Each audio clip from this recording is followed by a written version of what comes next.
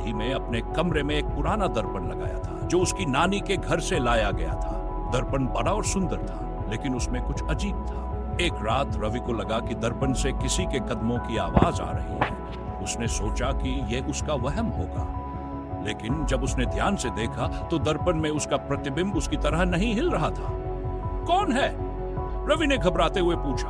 उसके प्रतिबिंब ने मुस्कुराते हुए जवाब दिया, मैं वही हूं जो तुम्हारे अंदर है, पर अब मैं बाहर आना चाहता हूं। रवि को ऐसा लगा जैसे दर्पण की ठंडी सतह उसकी ओर खींच रही हो।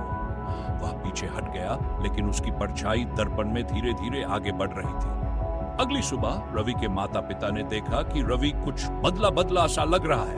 वह ज्यादा बात नहीं कर रहा था और उसकी आवाज में भी अजीब ठंडापन था। उस रात रवि की मां ने दर्पण की ओर देखा और सहम गई। दर्पण में रवि खड़ा था, घबराया हुआ हाथ बढ़ा रहा था, पर असली रवि तो उनके साथ था, या शायद नहीं। दर्पण के अंदर से एक ठंडी हंसी गूंजी और फिर कमरे की ही बत्तियां बुझ गई। दर्पण अब खाली था और घर में एक भयानक सन्नाटा पसर गया।